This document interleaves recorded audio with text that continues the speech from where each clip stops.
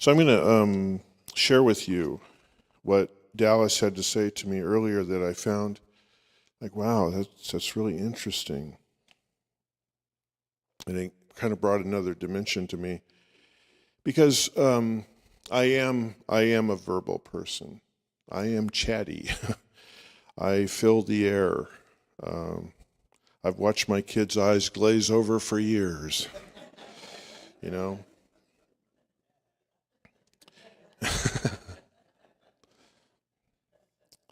I've glazed my own eyes over. All right. So I was thinking, and this is where I want to take this. I was thinking earlier in terms of what I'm talking about today is that if you have the privilege to work with people in a vocation, professionally, whatever, and I know a lot of you do, or you work with people. I mean, families. We're all connected. We're social beings. We have friends. We have families. And but I know that because I have been working with people for a long time, I get into the professional circles sometimes with other counselors, whatever, and if you can have a conversation and you talk shop and you don't have your ego going and you can actually be honest, you hear conversations about like, you say, oh my God, I was with this person and they just, I just really allowed them to push my button, and or I found myself becoming angry. I found myself becoming cut off. I found myself becoming, cynical and pessimistic. And the reason that comes up is because, basically you're losing, when you do that, whether you say it, but what he's talking about, the conversation he had with me, because the song he sang is about feeling. If you listen to the words of it, he said, without the words, basically. There was a line in there, without the words, would I convey love, right? And we all know that as being on both sides of that table. We know when someone is present with us. We can, whether they're saying words or not, we get it. Whether, whoa, they've just kind of left the room, or they're not really here, or there's abandonment going on, or, we've irked them, or we've pushed them too far, or we've said something wrong. And so I think that we all know that when we are with people we love or we care about, man, we don't want to be there. I have just felt this so much, and I'm a very visual person, and so in thinking about what I was going to talk about today, and this has come up for, there's no accidents why this has come up for me, but in thinking about this, I would imagine, people who grow things in gardens, their vegetables and fruit and stuff. And I hear people talk about this. I'm not really a gardener myself. I am going to talk about gardening, even though I'm not one. It's just how pretentious of me to talk about gardening, and I'm not one, But there was a gardener in my life I want to talk about today who I love very dearly. So anyway, I think I hear people talk about gardening, and there's this. I have this romantic view that you go out and you maybe near the back door you have this really nice basket, and I'm going to make a great salad tonight. I'm going to make a fruit salad or a vegetable, So let me go see what's in the garden. So you pick up the basket and you walk out there and you stroll around. And all these things are growing, and and it's oh, this is ready.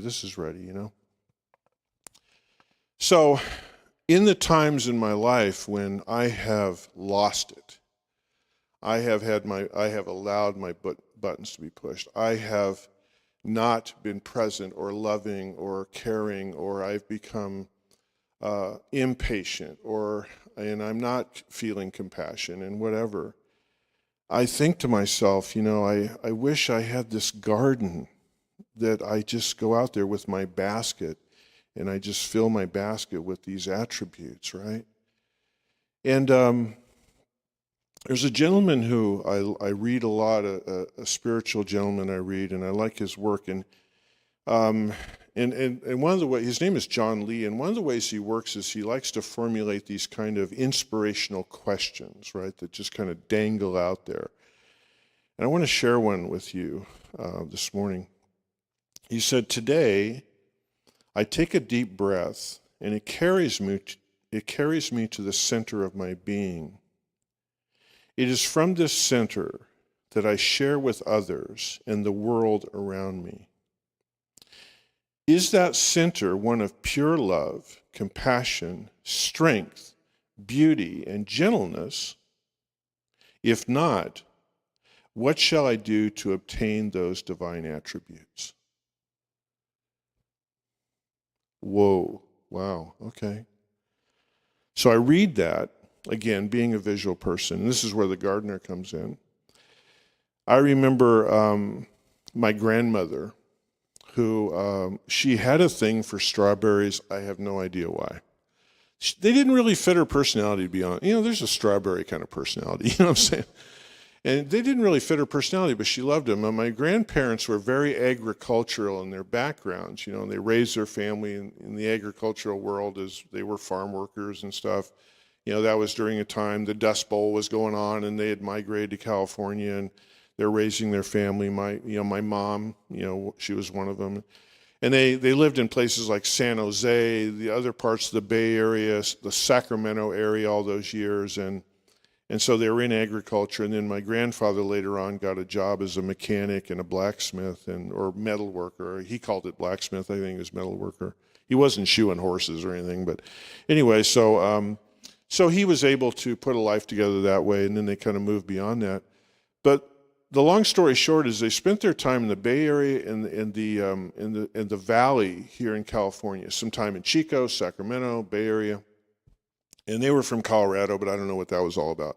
Anyway, they decided to retire, and so they go up into the Sierra foothills. And this is how my family, my mom, found paradises, because my grandparents went up there to retire. And they loved it. They loved the pine trees, the oak trees, the manzanita, the madrones, all the different brush that's in there. They loved it. They had this tiny little house in the middle of a bunch of pine trees. And my grandmother, there was one spot on their property, kind of out in the middle beyond the pine trees, where there was some sun out there. And so she's going to make a garden out there. But she would talk about that darn red dirt, clay dirt up here. I mean, you can't grow nothing in that, she would say. Well, her nothing was strawberries, I mean, obviously a lot of other stuff grew in it, but man, she hated that. I mean, they loved living there, but when it came to her strawberries, she hated that red dirt, that clay. And I don't know how many of you lived up there, but in the summertime, that stuff was like a brick, right? And as a little kid, you get it in your clothes, it ain't ever washing out, And so she would get my grandfather out there. She found this spot out there. They had lots of sun. And I looked up strawberries. What's it take? And it takes a lot of sun. So first of all, she had my grandfather, beat up that dirt out there with a rototiller for about 3 days. The poor guy just beat his bones apart, and that stuff. And then she would get out there, and she would, with a shovel, a garden rake, a hand trowel, she would be on her knees and stuff, and she began to work that soil. And as a kid, I didn't really realize it, but she was a composter. We say that now. She saved all the eggshells and the vegetables and the coffee grounds and all that stuff, and she always had buckets and coffee cans full of that stuff, and she was always out there tending that stuff. And I remember one year I'd spent a weekend with them when she was really attacking that land, and I was with her, and I never saw a level of love and dedication she had to working that ground. And I watched it slowly, kind of a patch, maybe about the size. I don't know if you guys can see the rug up here. It was maybe a little bit bigger than this, but this was just holy ground, right? And she worked it and worked it and worked it. She wanted her strawberries in there. And so I'm out there with her, and it was great. I was on my hands and knees and getting just absolutely filthy, and it was a good thing, right? And I slowly watched this soil begin to turn from that red into like a cocoa brown and shades of gray, and just come forward with all this stuff she's doing, and fertilizers she'd bought, but all this composting, and she worked on it where she aerated it, and she allowed it to breathe and take in the nutrients and to take in this organic material, so that, because by God, she was going to grow strawberries here, right? It's like, by God, I'm going to be compassionate. I'm going to be loving, by God. And so what's that mean, according to what the theology of Grandma? What's that mean? Boy, you got to go work your soil. You know what I'm saying? Wow. Now, and those of you who are familiar with me, I go to a lot of metaphor, right? Well, I did some research this week, and I'm telling you, something fell right into the metaphor. Okay, I want you to listen to this. I looked this up. So I put in the question into the internet. I got me on the internet this week, and I wanted to know, what are the factors that determine soils? Listen, okay, so think for a moment, psychology, consciousness, psycho-spirituality. Number one, parent material. Wow. What do we talk about in psychology? Nature, nurture, all the time. There it is. I swear, they said, look it up, parent material. It's like I couldn't believe it. And it's the nature of the rocks upon which the weathering and soil forming process operates. There it is. Parents, home, culture, society. What are we surrounded with, right? If we ask ourselves, what is it that made all that dirt up there on the ridge, all that red clay dirt, whatever that is scientifically, and we put in our formula, the question we have to ask ourselves is, what is it that forms the soil within myself in which my consciousness grows, right? Here's the next one. Climate/atmospheric nurturing. The word was on the internet, nurturing. The atmospheric nurturing. Rainfall and temperature and rate, again, of weathering. Weathering is all through this definition. In other words, the breaking down, right? And so when we look at consciousness, which is the foundation in this teaching, and for those of you who are new to the teaching, we think of consciousness, we can think of thinking, we can think of attitudes, but when you really mix it all together, Ernest Holmes, these other people talk about what is the interior of what and who we are. That's what John Lee is saying. If I go deep into myself, what do I find? And if I'm not finding what I want there, then where do I get it? What do I do? Well, my grandmother would say, you got to compost it. You got to go out there. You got to save your eggshells.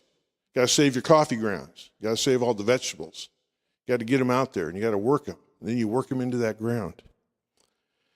So I looked up cultivation from an agricultural standpoint. And this is part of the definition. The preparation of the ground to promote desired growth. Wow. Now, one of the reasons that I feel led to talk about this today, and this is, a lot of it is personal, in terms of where we work and who we live with and who our family is and what we're doing out there.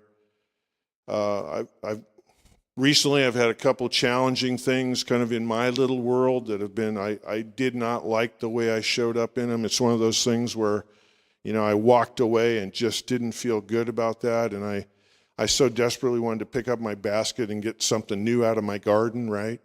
And I asked myself a question, why, Andy? Why is this your go-to? Why do you do this? Why, right? There's that thing there. But the other thing is that I look around the world and I think that all of us in this room, I think that we talk about, I am a center for spiritual living and I love Mother Earth, and we see what's going on. And isn't there an awful lot of stuff being said out there that just is coming from a garden that you don't want to be in? You know what I'm saying? Wow. People just not being present for each other and connecting, and things that are being said and done.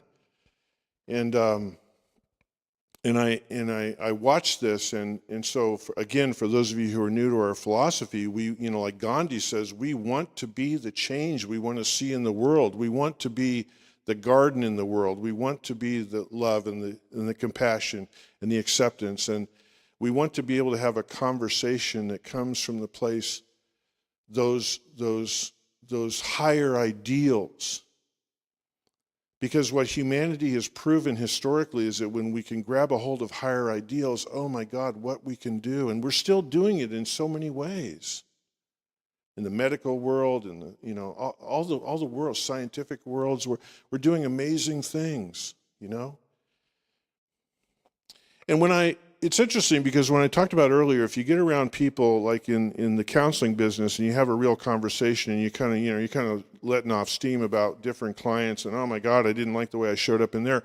One area and specifically I want to sort of think about is pessimism, becoming jaded.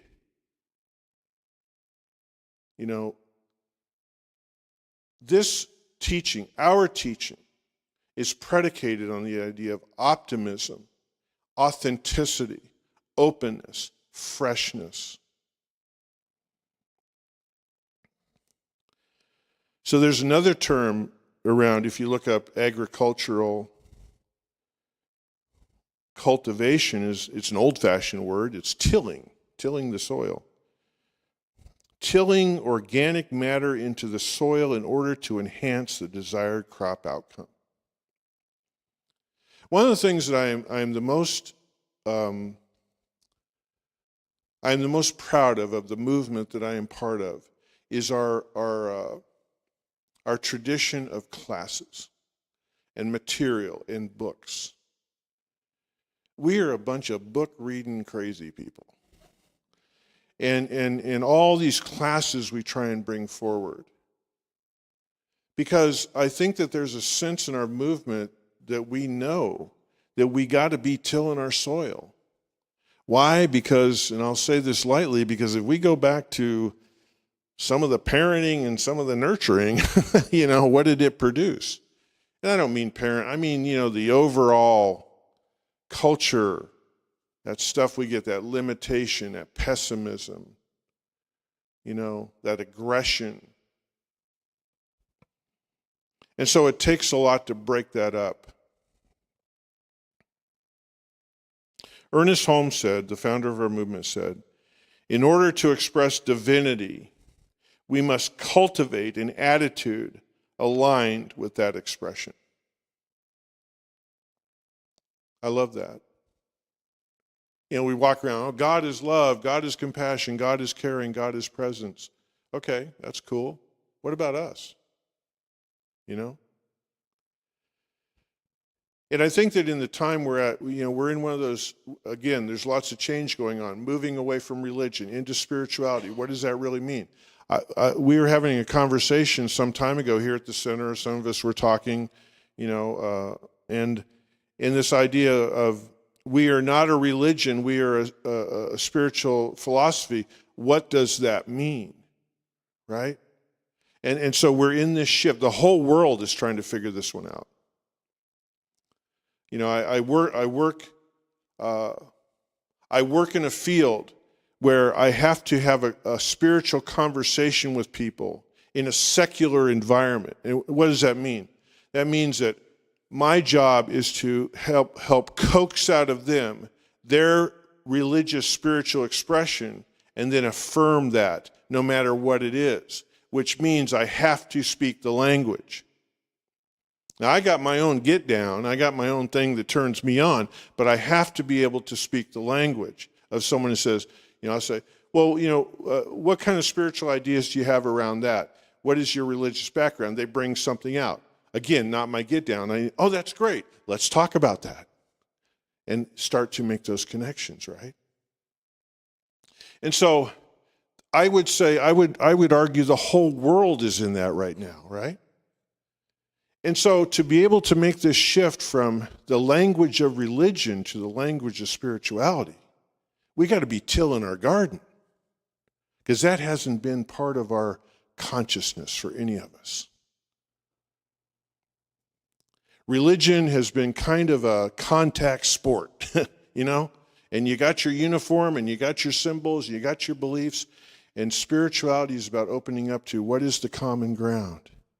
Love, compassion, honoring, respecting, listening, presence. To the song he sang today, sometimes someone like me just has to shut up and listen and be present and care and love. And so Ernest Holmes, the statement I read to you, and this is what I want to close with, a couple paragraphs later, he expands on it. And so for the sake of more words here, but I thought it was pretty good. Okay. So I'm the one, I threw two words in here, gardening and farming. Those weren't Holmes, that's me. Okay, so I'm just telling you straight up that the rest of it is him. Becoming a creator with spirit. I love that. Holmes is always about healing, demonstration, manifestation, transformation is co-creation, to work with spirit, okay? Becoming a creator with spirit. So I go gardening, farming, right? Accessing eternal verities. Oh, I looked that word up. I love it. It's a fancy word for principles. I never heard that word. It's an old-fashioned word, okay? Accessing eternal principles like truth, love, and beauty. There will never be an end to spirit, nor any of the attributes of spirit.